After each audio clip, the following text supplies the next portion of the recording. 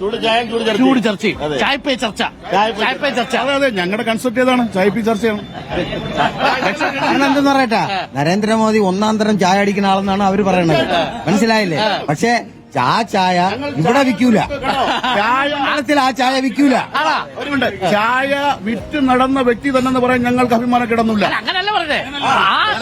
ആ ചായ ഇവിടെ വിൽക്കൂല. ഇവിടെ വിൽക്കുകയോ ഇല്ലെന്ന് കാണാം.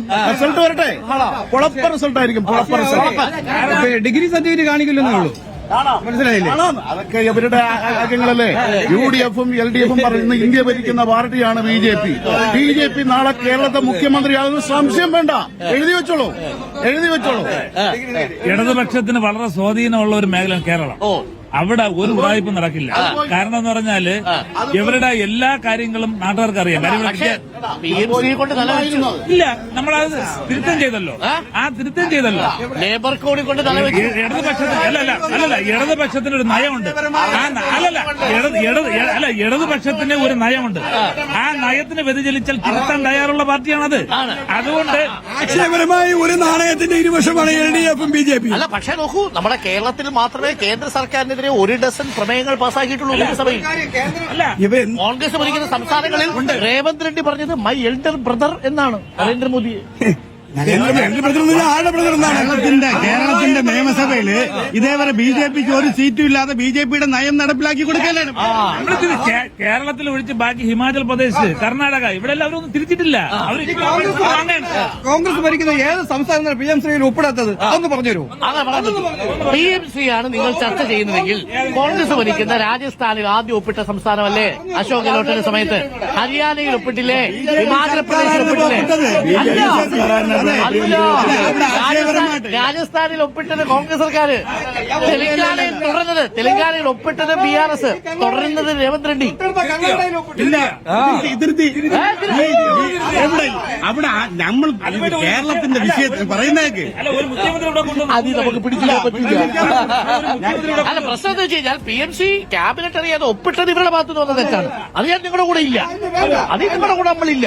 ക്യാബിനറ്റിൽ മിനിസ്റ്റർ പോലും അറിയാതെ അതിലൊപ്പിട്ടു. അതില് വേറൊന്നും ആലോചിച്ചില്ല.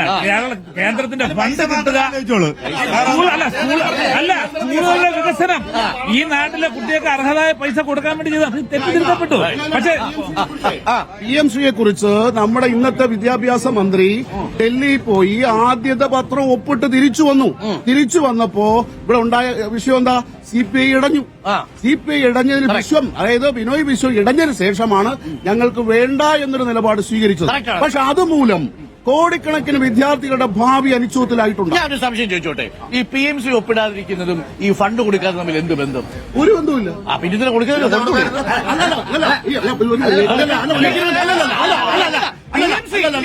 PMC പദ്ധതി എന്റെ സംശയം PMC പദ്ധതി വേറൊരു പദ്ധതിയാണ്. അത് നമ്മുടെ പാഠ്യ SSIയുമായിട്ട് കൂട്ടിയോജിപ്പിക്കരുത്. SSIയുടെ ഫണ്ട് റിലീസ് ചെയ്യാത്തത് എന്ത്? SSIയുടെ ഫണ്ട് റിലീസ് ചെയ്യാൻ ഇവർ ശരിക്കുള്ള ആഡിറ്റ് ചെയ്ത് കൊടുത്താൽ റിലീസ് ചെയ്യാമോ? PMC അല്ലേ പ്രശ്നം?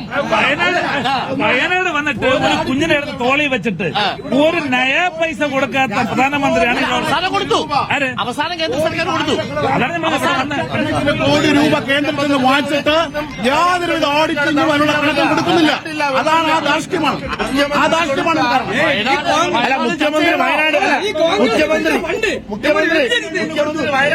ഇവിടെ സുതാര്യമായിട്ട് ചെയ്തിട്ടുള്ള കോൺഗ്രസ് ലീഗുമാണ്. ഞങ്ങൾ സ്ഥലം വാങ്ങി വീട് വെച്ചോണ്ട് ഞങ്ങൾ കൊടുത്തു. 68 രൂപ എവിടെയാണ്? 668 കോടി എവിടെ കൊടുത്തു? ആ വീട്ടിൽ ആരെങ്കിലും താമസമുണ്ടോ? കറണ്ടില്ല, വെള്ളമില്ല, വീട് കൊടുത്തു, താക്കോൽ കൊടുത്തു. അവിടെ കൊടുത്തത് ചില മൈൻഡ്. ഒരു വ്യക്തി മരിച്ചതിന് ഒരു പൊതു ശ്മശാനത്ത് ഒരാളെ മറവ് ചെയ്യാൻ 75,000 രൂപ എഴുതിയെടുത്ത സർക്കാരാണ്. എസ്റ്റിമേറ്റ് അത് പോരെ. രാവിലെ UDF ജോലി സതീശന്റെ ജോലിയാണ്. നുണയോട്ടിറങ്ങുക. സതീശൻ കറക്റ്റ് കാര്യം പറയാം. പക്ഷെ ഒരു കാര്യമുണ്ട്, വയനാട് ചോദിച്ചാലേ കൊടുക്കും, കറക്റ്റാ കൊടുക്കും. സ്ഥലം വാങ്ങിച്ചു അവിടെ കൊടുക്കും. CPM 92,99,000 കണക്ക് ജനറൽ സെക്രട്ടറി വിട്ടു. കോൺഗ്രസിന്റെ കണക്കുണ്ട് കോൺഗ്രസും വിട്ടിട്ടുണ്ട്. കോൺഗ്രസ് വിടും. കോൺഗ്രസ് സ്ഥലം വാങ്ങി വീട് വെക്കേണ്ട പദ്ധതി സ്ഥലം വാങ്ങിച്ചു സ്ഥലം വാങ്ങി. അവിടെയാണ് ഡിവൈഎഫ്ഐ കൊടികുത്തിയിരിക്കുന്നത്. ഈ സ്ഥലം ഇല്ലെന്ന് പറയാൻ അവർക്ക് പറ്റൂല. അത് പറയാം. ഒരു പഞ്ചായത്തിന് ഒരു പെർമിറ്റിന് വേണ്ടിയുള്ള ഒരു ഇതുപോലും കൊടുത്തിട്ടില്ല. ആര് പറഞ്ഞു? കോൺഗ്രസ് വ്യക്തമായി അതുപോലെ സ്ഥലം വാങ്ങി അവിടെ വെച്ചിട്ടുണ്ട്.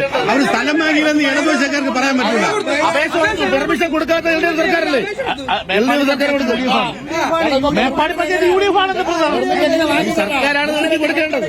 മേപ്പാടി പഞ്ചായത്ത് ഇത് ചർച്ച ചെയ്യുമ്പോൾ 700 ചില്ലാനം കോടി രൂപ പിരിച്ചിട്ട്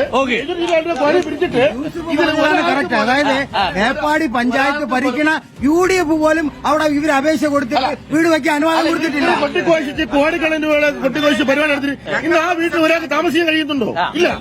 അതില്ലല്ലോ. അത് താക്കോല് കൊടുക്കുമ്പോ മാസം അതായത് ലീഗ് വീട് കൊടുക്കുമ്പോ ആ ലീഗിനകത്ത് വീട്ടുകാർക്ക് കയറി താമസിക്കാൻ മതി. പക്ഷേ ടൗൺഷിപ്പിൽ വീട് കൊടുക്കുമ്പോ അവിടെ കറണ്ടും വെള്ളവും കൂടി ഉറപ്പാക്കണ്ടായിരുന്നു അതിനുള്ള ഒരേ ഒരു കാര്യം ആനയെ പോലെ ആട്ടുകുട്ടിക്ക് ചെയ്യാൻ പറ്റൂല. 174 വീടാണ് സർക്കാർ പണിതുകൊണ്ടിരിക്കുന്നത്. 50 വീട് കൊടുക്കും പോലെ അല്ല. 1000 വീട് കൊടുക്കുമെന്ന് പറഞ്ഞ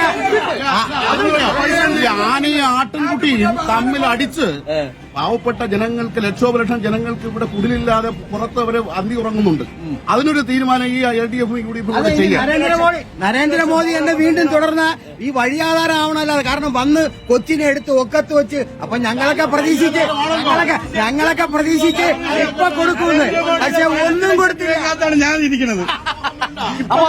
പണ്ടല്ലേ പക്ഷെ അത് ഹിന്ദി ഭാഷ അറിയാത്തോണ്ടെന്നാണ് നമ്മൾ പറഞ്ഞത്. നരേന്ദ്രമോദി പറഞ്ഞാൽ 15 ലക്ഷം രൂപ എല്ലാ വ്യക്തിക്കും അക്കൗണ്ടിൽ വരുന്നത്. ഞാനത് പ്രതീക്ഷയാണ് ഇരിക്കുന്നത്. UDF LDF അല്ല യഥാർത്ഥത്തിൽ പറഞ്ഞത് വിദേശത്തുള്ള കള്ളപ്പണം അത് തിരിച്ചുകൊണ്ട് വന്നാൽ ഓരോരുത്തരുടെയും പോക്കറ്റിൽ 15 ലക്ഷം കിട്ടുമെന്ന്. എടുത്തുകൊണ്ടുവന്ന് വീഡിയോ വെച്ചിരിക്കുകയാണ് അവര്. ആരിലാണ് കള്ളപ്പണം ഉള്ളത്? കോൺഗ്രസിന്റെ കയ്യിലാണ് കള്ളപ്പണം ഉള്ളത്. അതാണ് ഞങ്ങൾ പറയണത്. കോൺഗ്രസിന്റെ ഇരിക്കുന്ന കള്ളപ്പണം BJP പിടിക്കാൻ തയ്യാറല്ല. അതാണ് ഡീല്. ആരാ പറഞ്ഞ? ഒരിക്കലുമല്ല. കാരണം അറിയല്ലോ, നമ്മുടെ രാഹുൽ ഗാന്ധി ഇത് നമ്മുടെ നമ്മൾ കണ്ടല്ലോ, പാർലമെന്റിൽ കണ്ടല്ലോ, പല കള്ളപ്പണക്കാരന്മാരെയും ഉത്തരേന്ത്യയിലുള്ളവന്മാരെ തൂക്കിക്കൊണ്ടിരിക്കുക തന്നെയാണ്. അങ്ങനെ ലക്ഷക്കണക്കിന് കോടി ഫണ്ടിലേക്ക് വന്നു. പക്ഷേ ഇലക്ട്രൽ വോട്ട് കൂടുതൽ കിട്ടിയത് BJPക്കാണ്. തീർച്ചയായിട്ടും ഒരു കാര്യമുണ്ട്. ഇലക്ട്രോണിക് വോട്ട് എണ്ണുമ്പോൾ കോൺഗ്രസ് ജയിക്കുമ്പോൾ ഇലക്ട്രോണിക് ആണ് ഇലക്ട്രൽ ബോണ്ട് സുപ്രീം കോടതിയില്.